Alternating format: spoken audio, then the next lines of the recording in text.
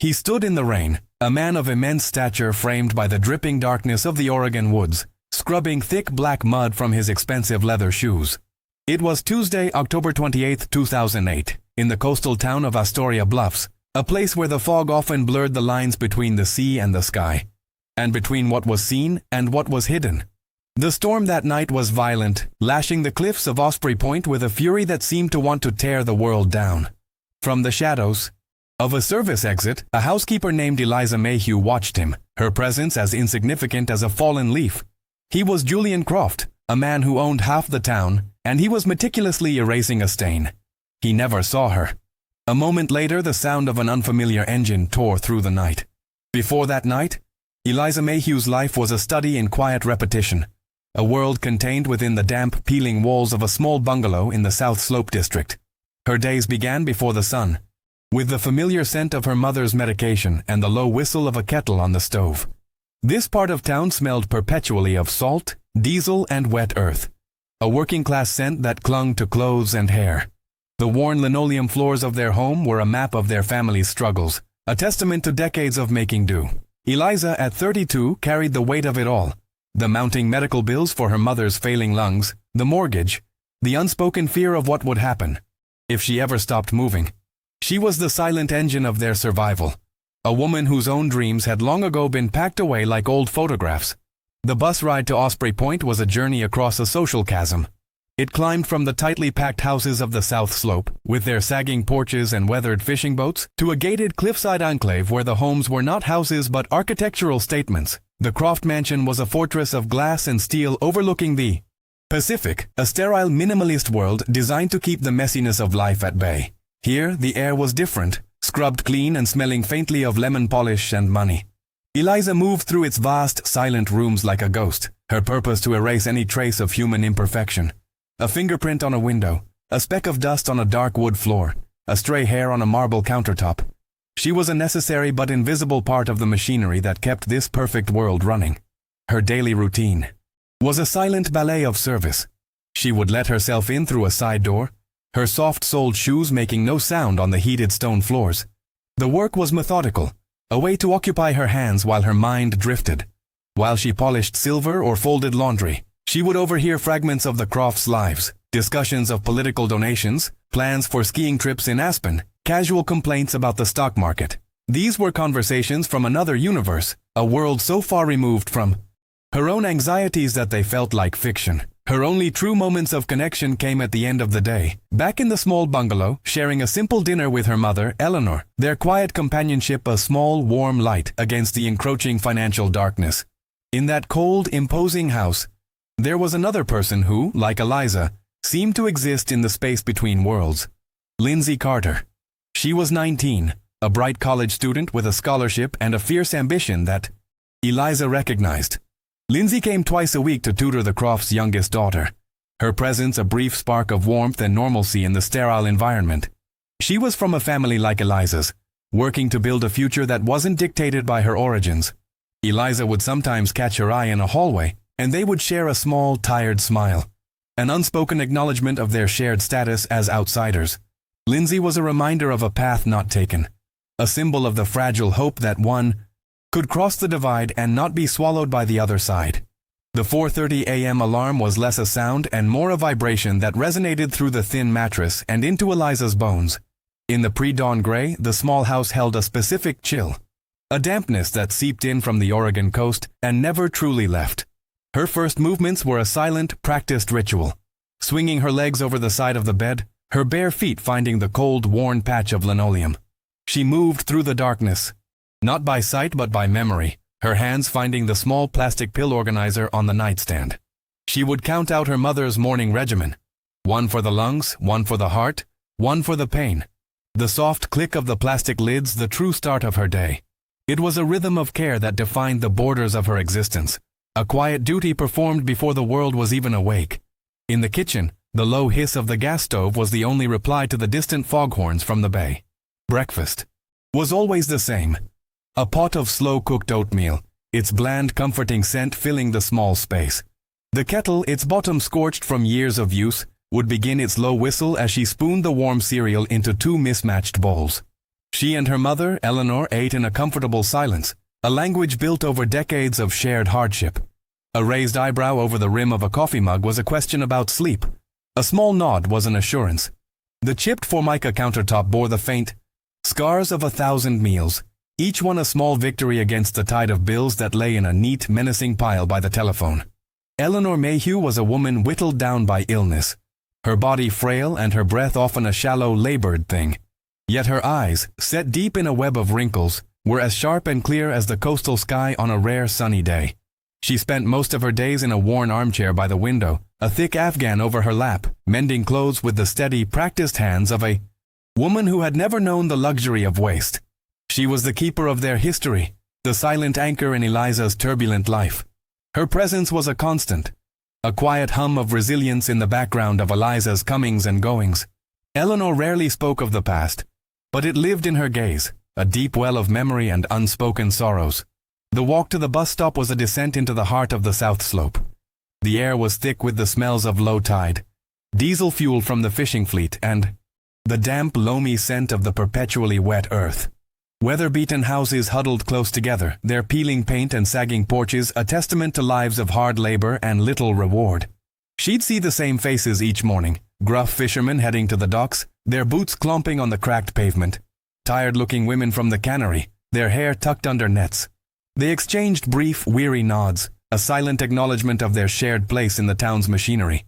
They were the gears that turned, unseen and unthanked, long before the rest of Astoria Bluffs even thought about its morning coffee. The number 7 bus was a world unto itself.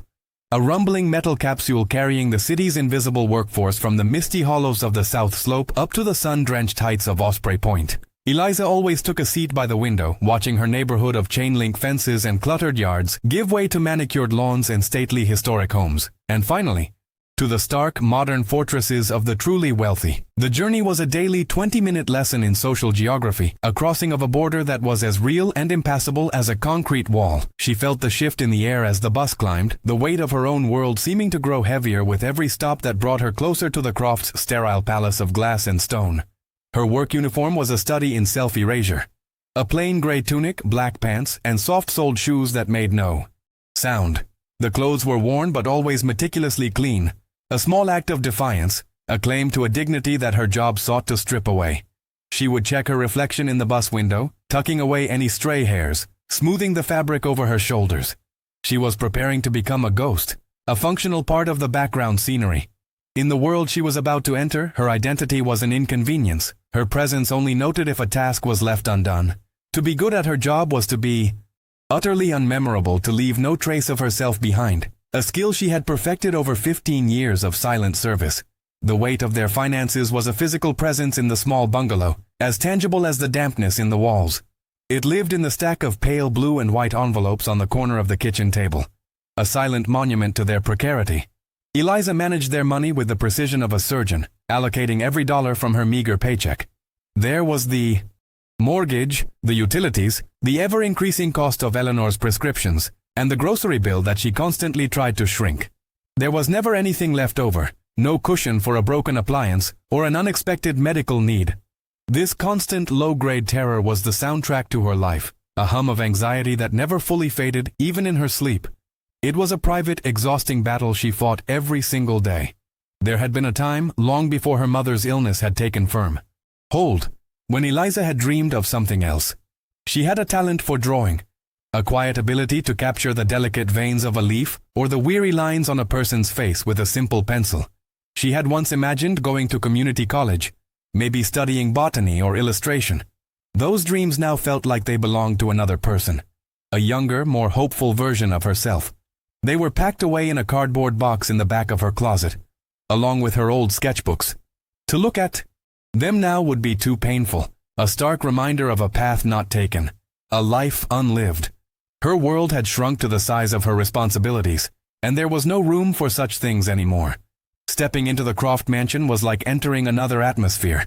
The air was different, cool, dry, and filtered, carrying the faint antiseptic scent of lemon oil and something else, something metallic and clean, like money itself.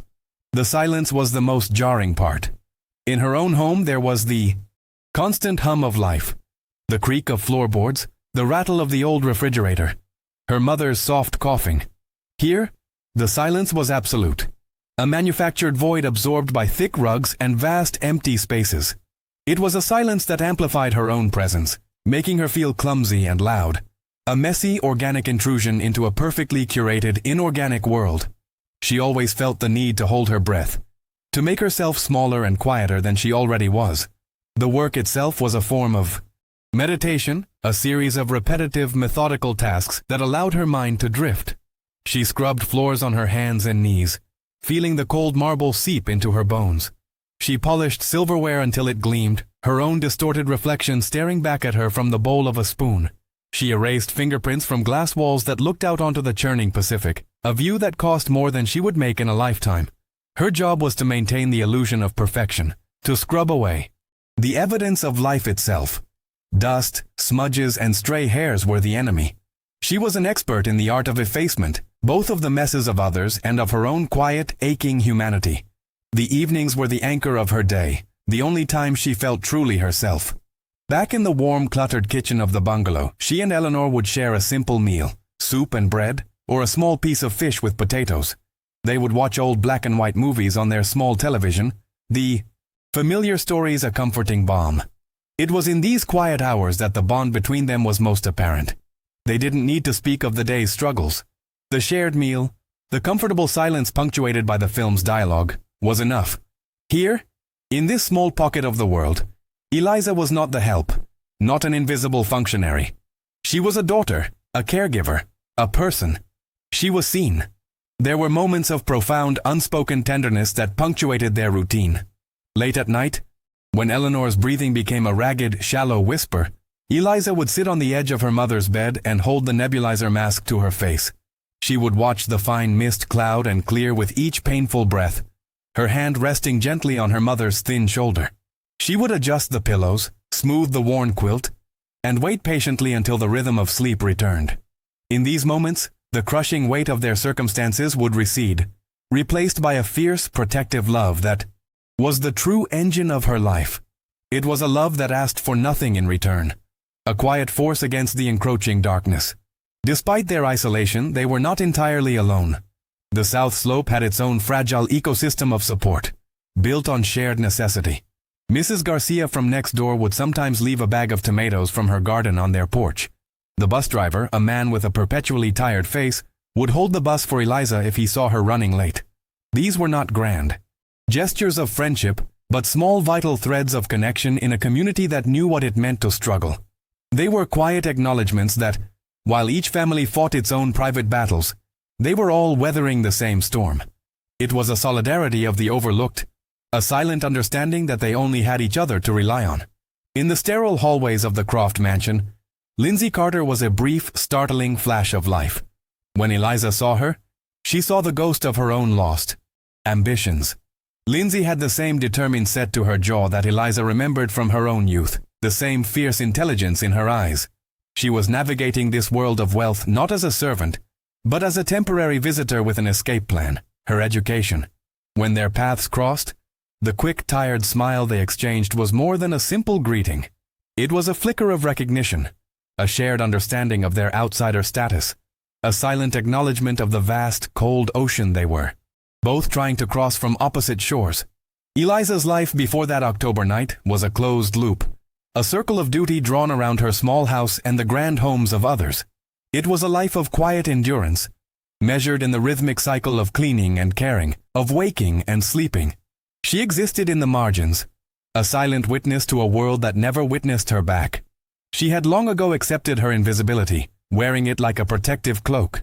She did not know that she was standing on the edge of a precipice that a single violent gust of wind was about to tear through her carefully constructed world, exposing the fault lines that ran deep beneath the surface of Astoria Bluffs and her own quiet, unassuming life. That Tuesday, October 28th, began no differently than any other. The 4:30 a.m. alarm was a familiar, unwelcome jolt in the damp coastal darkness. Eliza moved through the silent rituals of the morning, her actions guided by muscle memory. She measured out water for the kettle, counted her mother's pills into a small ceramic dish, and spooned oatmeal into 2 bowls, the bland, earthy scent a constant in their small kitchen. Eleanor was already awake in her armchair, her breathing a shallow rhythmic whisper in the quiet house. They exchanged a few soft words about the weather. A big storm was blowing in from the Pacific, the forecast had said. Eliza pulled on her uniform, the simple gray tunic and black pants that rendered her invisible, and stepped out into the pre-dawn gloom, the air already thick with the taste of salt and rain. The bus ride up to Osprey Point felt heavier than usual. The sky was a bruised, oppressive gray, and the wind was already beginning to whip through the tall fir trees that lined the winding road. At the Croft mansion, the air was still and climate-controlled, a stark contrast to the brewing chaos outside. Mrs. Croft met her in the foyer, her voice crisp and detached, as she explained that they were having a small, informal dinner party that evening. She asked if Eliza could possibly stay a few hours late to help with the cleanup. The request was phrased as a question, but they both knew it was an expectation. Eliza simply nodded, murmuring, "Of course," already calculating the time of the last bus and the long dark walk home from the stop. Her day was a blur of methodical tasks, the familiar rhythm of her work a temporary shield against the growing storm outside. She polished the vast dining room table until it reflected the darkening sky like a black mirror. She vacuumed the thick, silent carpets, the machine's low hum the only sound in the cavernous house. Around 3 in the afternoon she saw Lindsay Carter arrive, her bright yellow raincoat a startling splash of color in the muted gray world of the mansion. Lindsay gave her a quick, genuine smile as she passed in the hall on her way to the library for the tutoring session. It was a small, fleeting moment of connection, an acknowledgement of their shared status as temporary fixtures in a world not their own. By 5 o'clock the storm had arrived in earnest. Rain lashed against the floor-to-ceiling windows in violent horizontal sheets, and the wind howled around the steel and glass structure with a mournful, guttural roar. The lights flickered once, twice, then held steady, powered by the home's formidable generator. From the kitchen, where she was washing crystal wine glasses, Eliza could hear the low murmur of the Crofts and their guests in the dining room, their laughter and conversation a faint, insulated sound, completely untouched by the tempest raging just inches away. The house felt like a fortress, a hermetically sealed ship riding out a hurricane, and she was just a member of the silent crew working deep below deck, keeping the engines running. Just after 7, Eliza heard the faint sound of the library door opening and closing. A few moments later, she caught a glimpse of Lindsay heading toward the front entrance, pulling on her yellow coat. She overheard Mrs. Croft's voice, polite but dismissive, offering a perfunctory, "Drive safe, dear. It's a terrible night out." Then came the solid, definitive thud of the heavy front door closing, a sound that seemed to seal the warmth in and push the young woman out into the violent, churning darkness. Eliza continued her work, scrubbing a stubborn wine stain from a linen napkin, assuming Lindsay was on her way home. Another day's work done, another small step taken toward the future she was so determinedly building for herself. The hours that followed were a long, slow crawl toward the end of her shift. The dinner party broke up around 9, and Eliza moved through the aftermath, clearing plates that held the remnants of a meal that cost more than her weekly grocery budget. She loaded the dishwasher, wiped down the granite countertops, and returned the pristine kitchen to its state of sterile perfection. The house grew quiet again. The only sounds the rhythmic slosh of the dishwasher and the relentless, percussive drumming of the rain against the roof. By 10:30 she was finally done. She gathered her worn coat and small canvas bag from the staff locker, her body aching with a deep, bone-weary fatigue. All she wanted was the warmth of her own small home. She let herself out through the heavy steel service door at the back of the kitchen, stepping from the controlled, silent environment of the house into the raw, roaring chaos of the storm. The wind tore at her, and the rain was cold and blinding. She pulled her hood tight and began the walk down the slick stone path that led toward the property's side gate. It was then, in the flickering, intermittent glow of a distant landscape light, that she saw him. Julian Croft was standing just at the edge of the woods that bordered the manicured lawn, partially shielded by the low, dripping branches of a massive cedar. He was a tall, imposing silhouette against the thrashing darkness, a man utterly out of place. He didn't see her. His entire focus was directed downward, at his own feet. In his hands he held a white rag, and he was scrubbing at his shoes, expensive dark leather dress shoes, with a frantic, meticulous energy. He worked at the thick black mud caked on the sides and soles, his movements precise and repetitive, like a surgeon trying to excise a contamination. The sight was deeply strange, unnerving in its intensity. A man of his stature, in a suit, standing in a gale to clean his shoes. Eliza froze for a second, a cold dread coiling in her stomach. She felt like an intruder, a witness to a private, inexplicable ritual that was not meant to be seen. She didn't wait to understand. A primal instinct told her to disappear, to become the ghost her job required her to be. She ducked her head and hurried past, keeping to the shadows, her soft-soled shoes making no sound on the wet stone. She reached the side gate, fumbled with the latch, and slipped out onto the private access road, her heart pounding a frantic rhythm against her ribs. It was as she was pulling the heavy gate closed that she heard it, a sound that cut through the howl of the wind, the distinct angry growl of a car engine starting up, somewhere farther down the unlit access road. It wasn't the purr of a Croft luxury vehicle. It was a smaller, straining engine, and it accelerated with a reckless speed, tires spinning on the wet gravel before finding purchase and tearing off into the night. On the late-night bus, rattling its way back down to the south slope, Eliza sat huddled by a rain-streaked window, the strange images of the night replaying in her mind. The sight of Julian Croft, his face grim and focused in the stormy darkness, the furious, almost desperate way he scrubbed at the mud, the sound of that unseen car fleeing into the storm. At the time, they were just disparate, unsettling pieces of a puzzle she couldn't comprehend. She didn't know yet that she had just witnessed the precise moment when a life had been erased, the silent, invisible witness to the cutting of a thread. She only knew that the ordinary world felt colder, darker, and infinitely more dangerous than it had when she woke up that morning. The first sign that something was wrong came not as a scream, but as a cold, official knock on a peeling blue door. It was Wednesday morning, just after dawn. Two uniformed officers stood on the Carters' small porch, their faces grim and professional, their presence an immediate tear in the fabric of the neighborhood's quiet routine.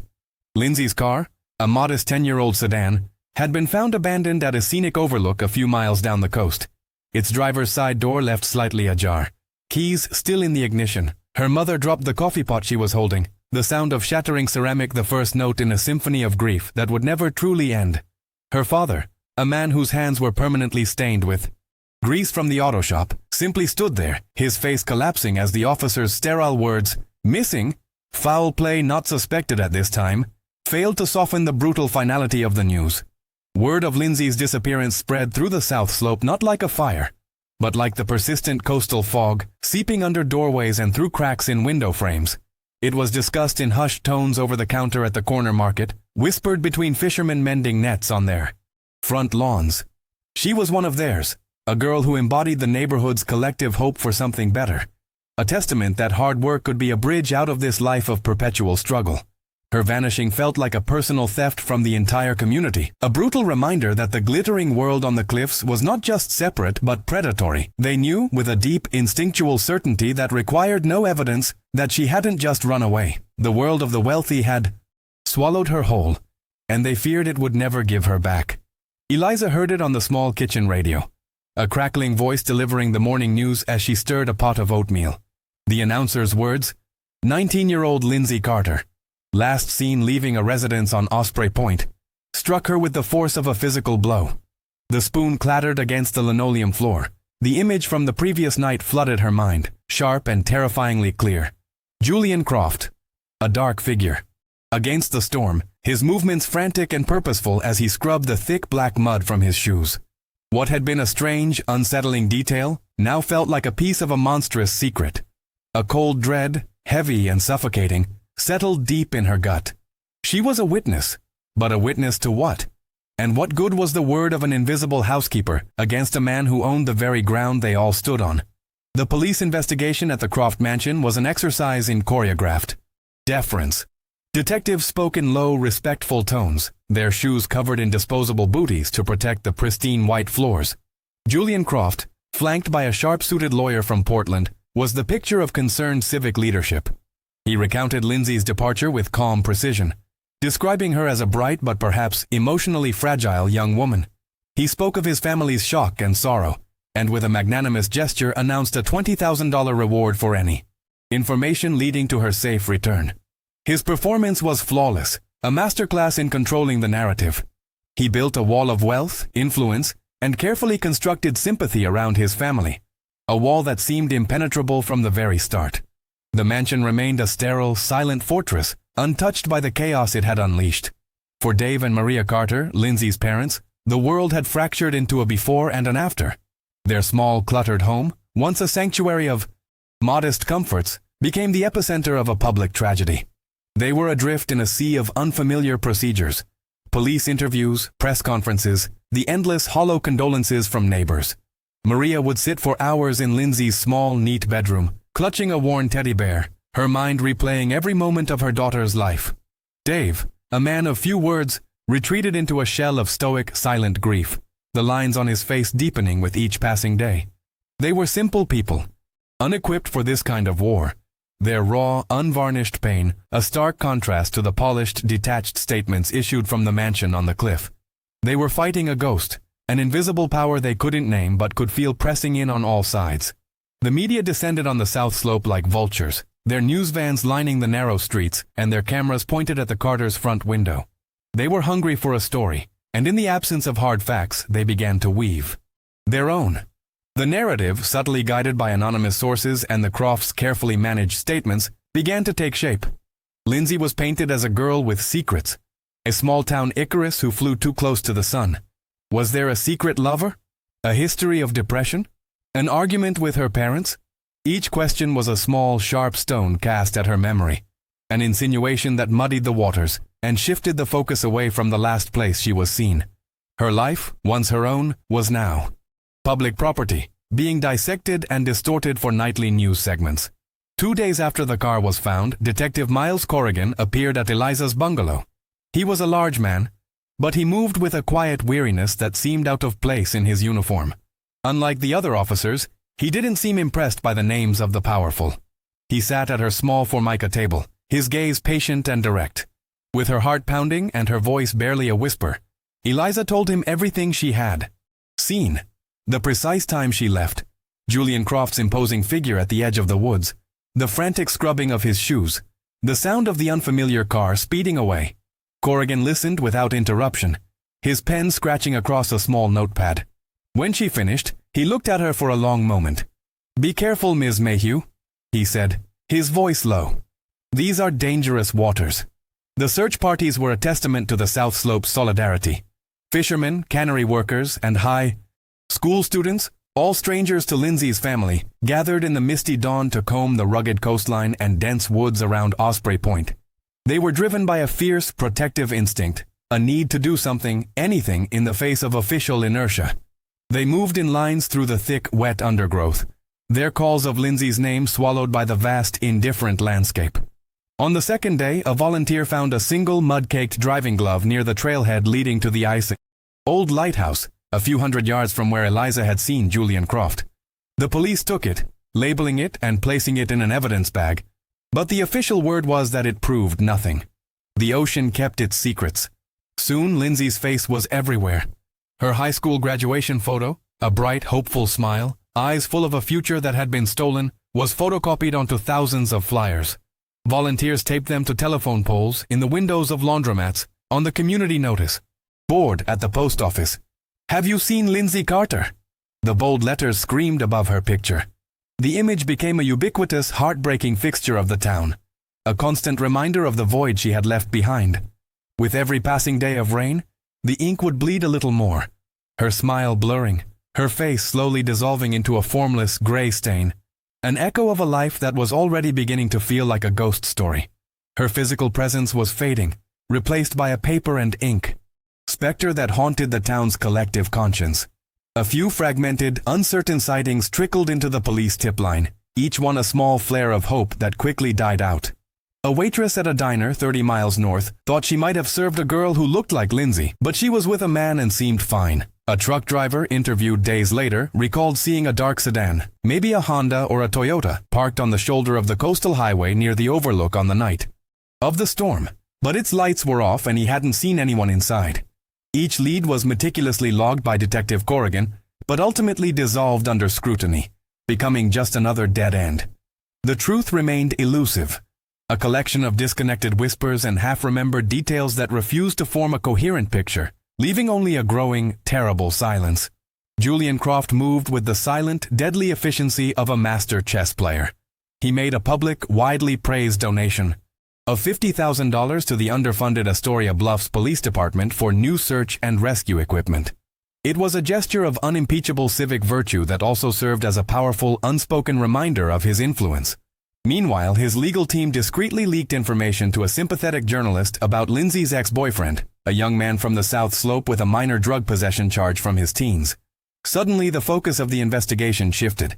The boy was brought in for questioning multiple times, his face splashed across the local paper. He was a perfect distraction, a working-class scapegoat to absorb the town's fear and anger, drawing all eyes away from the fortress on the cliff.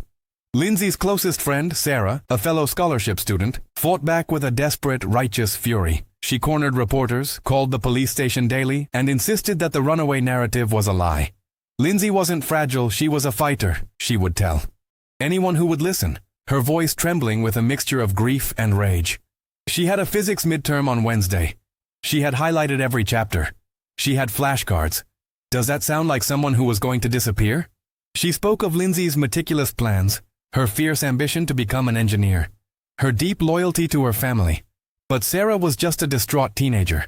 Her passionate defense of her friend's character easily dismissed as emotional denial in the face of a more sensational, conveniently crafted story of a troubled girl.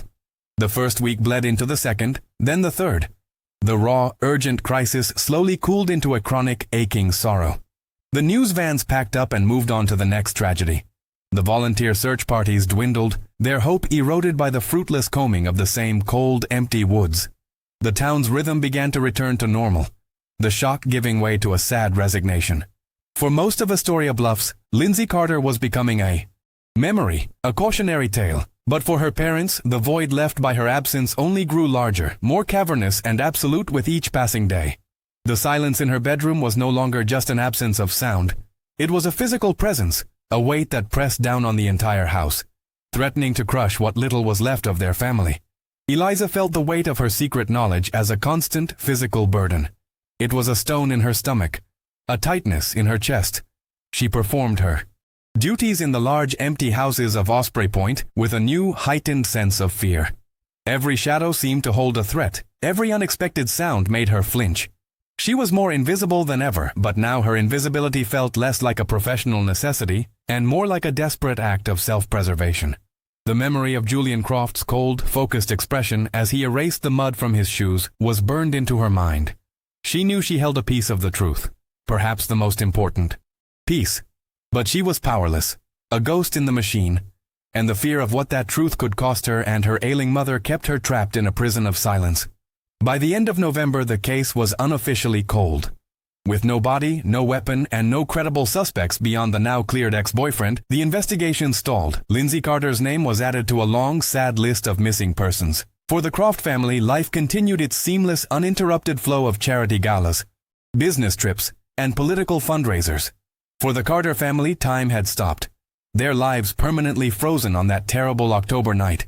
And for Eliza Mayhew, the world had been irrevocably altered. The silence that followed was not one of peace, but of complicity. It was the sound of power winning, of truth being buried under the weight of money and influence. She would carry that silence for years, a quiet personal memorial to the girl who vanished in the storm. Time, in the IVIODC beginning, did not heal. It calcified the wound. The first year after Lindsay's disappearance was a long, slow drowning in unanswered questions. Her 20th birthday came and went in a suffocating silence, the cake unbaked, the candles unlit. At the Carter family's Thanksgiving table, her empty chair was not just a space but a physical presence, a black hole that absorbed all light and conversation. The rain-soaked flyers, her smiling face slowly bleeding into the pulp of the paper, were eventually torn down or covered by notices for town fairs and lost pets. The seasons turned with a brutal indifference. Autumn returned, bringing with it the same damp chill and the scent of wood smoke. But now it was a season of dread, a painful anniversary of the night the world had cracked open and swallowed their daughter whole. For the rest of Astoria Bluffs, the tragedy slowly receded into the fog of local history. The news cycle, with its insatiable appetite for fresh pain, had long since moved on. The case became a cautionary tale whispered to teenagers, a ghost story attached to the scenic overlooks along the coast. People who once crossed the street to avoid the Carters' raw grief now offered them a quick, pained nod. a silent acknowledgement that their sorrow had become a permanent, if uncomfortable, part of the town's landscape. The silence from Osprey Point was absolute. The Crofts' lives continued, their names appearing in the society pages for charitable donations and political endorsements, their fortress on the cliff untouched and unbreached. The town, by and large, chose to forget, because remembering was too difficult and too dangerous. Lindsay's bedroom became a shrine, a pocket of time sealed off from the world. Her mother, Maria, refused to change a thing. The physics textbook remained on the desk, a yellow highlighter marking a passage on quantum mechanics. A stack of college applications sat in a neat pile filled with the precise, determined handwriting of a girl mapping out her future. Her clothes still hung in the closet, the faint scent of her laundry detergent a phantom presence in the still air. Maria would spend hours in there, sitting in the desk chair, running her fingers over the spines of books. A silent daily pilgrimage into the heart of her loss. The room was not a comfort. It was a perfectly preserved diorama of a life violently interrupted, a testament to the future that had been stolen from them all. Grief was a relentless sculptor, chiseling away at Lindsay's parents until they were hollowed-out versions of their former selves. Dave Carter, who had once filled their small house with his easy laughter, retreated into the silence of his garage, endlessly tinkering with engines that didn't need fixing, his hands stained with a grease that could never be fully washed away. Maria's dark hair turned a brittle, snowy white within 3 years. She spoke to Lindsay's graduation photo, which sat on the mantelpiece, telling it about her day, asking for advice she would never receive. They were two people adrift on a small, lonely island of sorrow, their shared pain the only language they had left. The vibrant, bustling life of their family had been replaced by a quiet, exhausting vigil for a ghost. For Eliza Mayhew, the years were a quiet accumulation of guilt. She continued her work, moving like a phantom through the houses of the wealthy. But the silence of those large, empty rooms now felt accusatory. Each time she saw Julian Croft's face in the newspaper, smiling at a gala or shaking a politician's hand, a cold, metallic taste filled her mouth. The memory of him in the rain, scrubbing his shoes with such frantic purpose, was a secret that had taken root inside her, a toxic, unspoken thing. She felt complicit, her silence a betrayal not only of Lindsay but of her own conscience. She was 40 now, her body beginning to ache with the years of physical labor, her face etched with a permanent weary sadness that went far deeper than fatigue. 5 years after Lindsay vanished, the Astoria Bluffs Police Department officially reclassified her case from active missing person to cold case, presumed deceased. The bureaucratic language was a final sterile nail in the coffin of the Carters' hope. It was a small news item, buried on page 6 of the local paper. The same week, Julian Croft's son, riding a wave of his father's influence and money, announced his first campaign for state senate, his posters appearing all over town. His smile was bright, confident, and utterly untroubled. The contrast was a brutal lesson in the town's true power dynamics. One family's tragedy was a forgotten file in a dusty cabinet, while another's legacy was being polished for a new generation of dominance. A decade passed. The South Slope began to change, the slow tide of gentrification lapping at its shores. The old cannery, where generations of local women had worked, was gutted and turned into a boutique hotel with a craft brewery, its windows now offering a picturesque view of the working docks it had replaced. New families moved into the small houses, drawn by the authentic coastal charm, painting the weathered facades in bright, cheerful colors. They were people with no memory of the girl who had disappeared, no knowledge of the flyers that once covered the telephone poles. For the Carters, this transformation felt like a second erasure. The neighborhood that had once cradled their grief now becoming a place of strangers, its history being paved over. The nature of the Carters' vigil shifted. The desperate, frantic hope for Lindsay's return slowly eroded, worn away by 1,000 empty dawns. It was replaced by a more terrible, more pragmatic wish, the desire for an answer, for a body.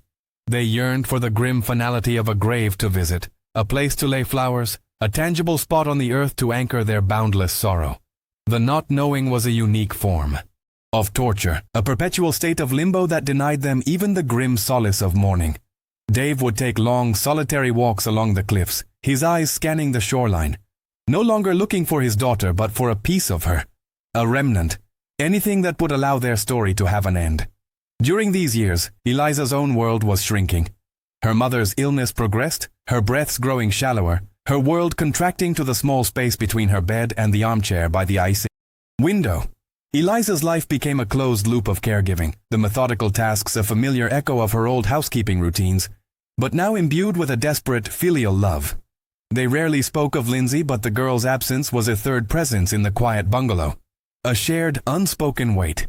Eleanor would sometimes stare out at the rain-streaked window for hours, her expression distant, and Eliza would wonder what memories she was turning over in her mind, what secrets the long, quiet years had buried deep within her.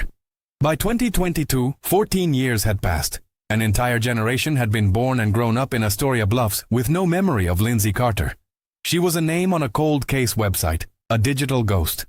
Julian Croft was now a semi-retired patriarch, his son a powerful figure in state politics, the family's name synonymous with progress and philanthropy. The Carters had sold their small house and moved inland to be closer to their other child, finally surrendering to the ghosts of the South Slope. And Eliza, now 46, was alone. Her mother had passed away 2 years prior, leaving her the sole occupant of the silent bungalow. The weight of those 14 years of silence had settled deep in her bones, a quiet, constant ache, the last living memorial to the truth of what happened in the storm. The task of emptying her mother's closet was a quiet act of surrender, a final acknowledgement that Eleanor was truly gone. Eliza had avoided it for 2 years, allowing the small bedroom to remain a perfectly preserved monument to a life concluded. But now, on a still gray afternoon in the autumn of 2022, she finally opened the door. The air inside was thick with the scent of lavender sachets and old, carefully folded wool, a scent that was her mother in essence. She began methodically creating piles for donation and disposal, her movement slow and deliberate. It was a somber, mechanical process, a conversation with ghosts conducted through the folding of worn cardigans and the sorting of orthopedic shoes. Each item was a small, sharp memory, and the weight of the last 14 years felt heavier than ever in the profound silence of the house. Tucked away on the top shelf, behind a stack of yellowed linens, was a small, unassuming metal box, the kind used for keeping index cards or recipes. It was cool and heavy in her hands. Eliza didn't recognize it. She pried open the simple latch, expecting to find old photographs or perhaps forgotten sewing notions. Instead, she saw a lifetime of small, hoarded treasures. A lock of her own baby hair tied with a blue ribbon, a pressed flower from her father's funeral, a handful of seashells. Beneath these layers of memory, nestled in a bed of faded cotton, was something that made her breath catch in her throat. A small, tarnished silver locket on a delicate chain. It was simple, inexpensive, and utterly unfamiliar. It had never, in all her years, belonged to her mother. Her fingers, stiff from years of scrubbing floors, fumbled with the tiny clasp. The locket sprang open with a faint metallic click. Inside, there were no miniature portraits as she had expected. Instead, 2 tiny, meticulously folded squares of paper were tucked into the small oval frames. Her heart began a slow, heavy drum against her ribs. She carefully extracted the first piece with the tip of her fingernail and unfolded it. It was a pay stub, dated October 24, 2008, issued by the Croft family estate. The name printed in the top left corner was not Eleanor Mayhew. It was Lindsay Carter. The sight of that name, in crisp black ink, was a physical shock, a sudden cold plunge into the waters of a past she had tried so desperately to forget. With trembling hands, she unfolded the second, more worn piece of paper. It was a handwritten note, the blue ink slightly faded, the script a neat, determined cursive she didn't recognize but knew instinctively belonged to a young woman with a plan. The words were a rushed, frantic whisper from the grave. "He knows about the Astoria landing deal. He said he'll ruin us all if I talk. Meeting him at the Lighthouse Trail. Don't trust JC." 14 years of unspoken dread, of formless suspicion, suddenly coalesced into this single terrifying message. JC was Julian Croft, that was certain. But the note spoke of another man, a he whom Lindsay was meeting, a he she seemed to fear even more. The note wasn't just a clue, it was the key to the entire monstrous, buried story. In that instant, the silence of the bungalow was filled with the roar of the past. She saw her mother's face, the deep lines of worry around her eyes, the way she would fall silent whenever the Croft name was mentioned on the local news. Eleanor, in her quiet, fearful way, must have been Lindsay's confidant. The young tutor, seeing a kind face in that cold, sterile mansion, must have entrusted her with this locket for safekeeping, a small, desperate act of insurance. And her, Mother, terrified of the Crofts' power and fiercely protective of her own fragile daughter, had chosen silence. She had buried the secret, not out of malice, but out of a paralyzing fear that Eliza understood all too well. The weight of that shared silence, that inherited burden, was crushing. A new feeling began to bloom in her chest, pushing through the dense soil of grief and guilt. It was a cold, clear resolve. The fear was still there, a familiar phantom at her side, but it no longer held the same power. Her mother was gone. The life she had been so desperate to protect was now just her own. She knew, with an absolute certainty, that she couldn't take this to the Astoria Bluffs police. Their deference to the Croft family was an institutional memory, etched into the town's very foundation. There was only one person who had ever looked at her and seen a credible witness, one person who had listened with a weary patience that hinted at a shared suspicion. She had to find Detective Miles Corrigan. It took her 2 days to track him down. He was retired, living in a small, tidy house in a neighboring county, a place that smelled of sawdust and potting soil. He was older now, his face softened by time. But his eyes were still the same, sharp, tired, and missing nothing. He looked surprised to see her standing on his doorstep, a ghost from a case that had surely haunted his career. She didn't waste time with pleasantries. Sitting at his small kitchen table, the same way she had. 14 years ago, she placed the locket between them. She watched his face as he read the tiny, folded note, saw the years fall away as the old, familiar weight of the case settled back onto his shoulders. He didn't speak for a long time, just stared at the damning words. When he finally looked up, his expression was grim. "The Astoria landing deal," he said, his voice a low rumble. That was a massive waterfront development project Croft was pushing. It fell through a few months after the girl disappeared. Rumor was his partner pulled out. He stood up and walked to a locked filing cabinet in the corner of his study. He returned with a dusty, unofficial-looking folder. From it, he pulled a single, grainy photograph. "I kept a copy of this," he said, sliding it across the table. "A partial tire track we found on the access road that night. It didn't match Lindsay's car, and it didn't match any of the Crofts' vehicles. We could never identify it." The note, Eliza realized, didn't just provide a motive. It provided the context for this final, forgotten piece of the puzzle. The two men, Croft and his partner, had not just covered up a murder, they had covered up a massive conspiracy, and Lindsay had stumbled into the middle of it. She had been meeting the business partner, the he from the note, to threaten him with exposure, while Julian Croft, the JC she didn't trust, worked to silence her permanently. Corrigan picked up his phone, his movements now filled with a renewed, solemn purpose. He didn't call the local department. He called a number at the state police, a cold case division, and began to speak in a low, even tone, laying out the details of a 14-year-old secret that had finally, irrevocably come to light. The gears of justice, rusted and seized for more than a decade, were beginning to turn. For Eliza, there was no sense of triumph, no cathartic release.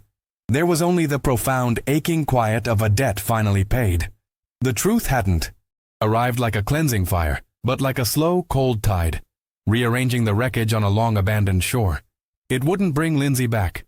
It wouldn't erase the years of silence and fear that had hollowed out two families.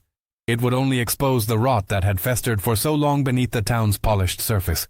She left Corrigan's house and drove back toward the coast, the silver locket now feeling impossibly heavy in her pocket. She was no longer invisible, but the visibility was a stark, uncomfortable light. She was the keeper of the end of the story, a final, weary witness to a tragedy that had finally found its voice. The news broke not like a thunderclap, but like the slow, inexorable cracking of ice. First came the arrest of a prominent Portland developer, Julian Croft's former partner, a man whose name had never been publicly linked to the case. Then, hours later, the cameras captured the unthinkable. Julian Croft himself, his face a mask of cold fury, being led from his glass fortress in handcuffs. The charges were a litany of corporate malfeasance, fraud, conspiracy, obstruction of justice, but everyone knew their true meaning. The story of Lindsay Carter, long relegated to the town's folklore, was ripped back into the present with a brutal, stunning force. Astoria Bluffs was paralyzed, forced to confront the rot that had festered for 14 years beneath its picturesque surface.